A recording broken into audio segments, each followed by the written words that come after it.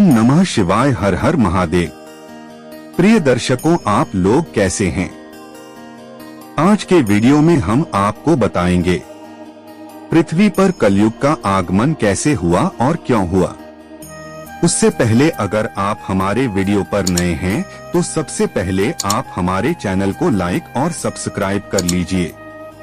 जी हाँ दोस्तों, हमारे पुराणों में 4 युगों का वर्णन मिलता है, सतयुग, त्रेतायुग, द्वापर युग और कलयुग। कलयुग को एक श्राप कहा जाता है, पर क्या आपको पता है कि इस पृथ्वी पर कलयुग कैसे आया और कैसे हुई थी पृथ्वी पर कलयुग का शुरुआत?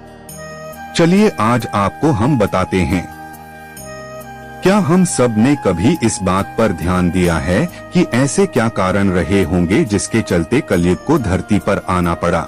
कलयुग का प्रभाव पृथ्वी पर जब दिखना शुरू हुआ जब महाभारत के युद्ध के बाद पांडवों ने अपना राजपाट अर्जुन के बेटे परीक्षित को सौंपकर स्वर्ग की ओर चले गए।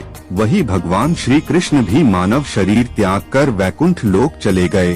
पांडवों और भगवान श्री कृष्ण के जाने के बाद कलयुग ने प्रभाव दिखाना शुरू किया।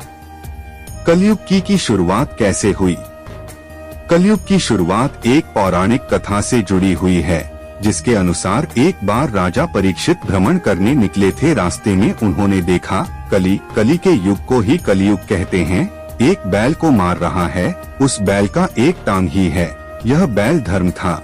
यह देख राजा परीक्षित को काफी क्रोध आया। कली को मारने दौड़े। कलयुग राजा परीक्षित को आते देख डर गया और राजा परीक्षित से रहम की मांग करने लगा। इस पर राजा परीक्षित ने दया दिखाते हुए कहा कि तू मेरे राज्य से निकल जा और कहीं और जाकर रह। ये सुन कलयुग ने कहा कि पूरे धरती पर आपका ही राज है, मैं धरती छोड़ का कहाँ जाऊँ? इस बात पर राजा परीक्षित ने दया दिखाते हुए कहा, जहाँ अधर्म, चोरी, झूठ हो वहाँ चले जा और वहाँ जाकर रह। लेकिन इन सब स्थानों से कलयुग को संतुष्टि नहीं हुई और एक बेहतर जगह मांगने लगा।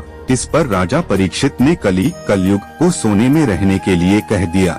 यह सुन कलयुग काफी खुश हो गया और मान गया। कलयुग ने मौका देखकर राजा के सोने के मुकुट में प्रवेश कर लिया। इससे राजा परीक्षित की मानसिक क्षमता, मति खराब हो गई। राजा परीक्षित के मस्तिष्क में नकारात्मक विचार उत्पन्न होने लगे।